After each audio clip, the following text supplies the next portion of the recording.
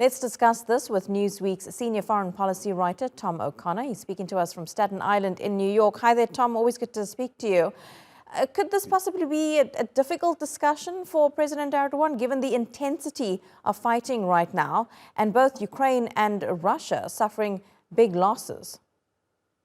Well, I certainly don't think it'll be an easy discussion, but I think we have to look at the very unique and complex relationship between these two men, who often find themselves in opposite ends of conflicts pretty much across the globe, from Libya to Syria, Nagorno-Karabakh, and now even in Ukraine. And this comes right after we saw some breakthrough in the Turkey-Syria relationship, which we know that Putin had something to do with. Of course, the relationship between Russia and Turkey is vital to the region, many regions, in fact. So I think that although it's clear that Erdogan has been able to achieve a level of diplomacy between Russia and Ukraine not seen by any other world leader, it's still going to be hard to achieve anything in terms of a ceasefire or direct peace as it goes to the conflict. That's not to say that hasn't been important, what's been achieved thus far, the grain deal, prisoner swaps, but it really seems like it's only going to end this conflict or even cease hostilities at some point once either Zelenskyy or Putin or both of them decide they can't advance any further. Is Turkey in a position here now, though, to leverage its position as a mediator in this war? Because over the last few months, we've of course seen that UN Turkey brokered a grain deal. As you said, President Erdogan is really the only leader who's been able to speak to both his Ukrainian and Russian counterparts. And Turkey has made their position quite clear that they want this war to end and they want peace talks to eventually come about to bring the end to this war.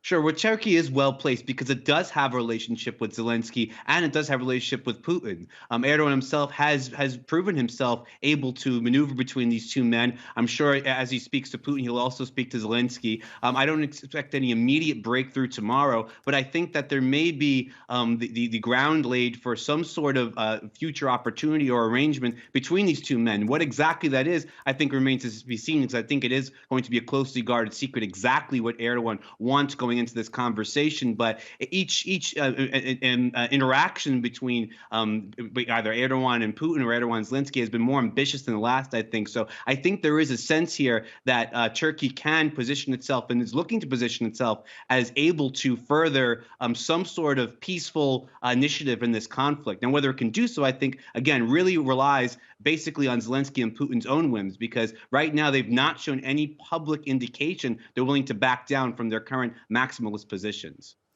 Yeah, Putin has said that he's open to these talks, but of course on his conditions. And while leaders talk, the drone attacks on Ukraine continue.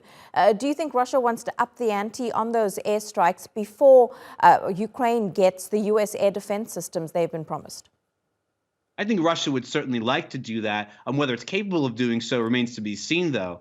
We've seen something of a stalemate on the ground, and we've seen, certain ground made by one side, a little ground made by the other. But they're really locked in this brutal stalemate right now, and I think it's affecting the calculuses of both leaders right now. Sure, Ukraine has been able to attack behind Russian lines, and Russia continues these long-range drone attacks, especially.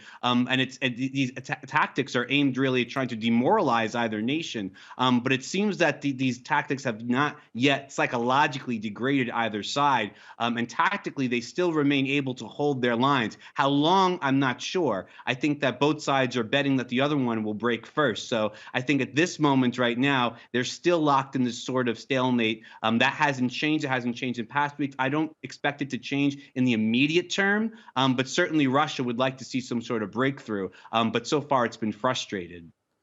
Tom O'Connor, as always, appreciate your analysis. Thanks so much, Tom.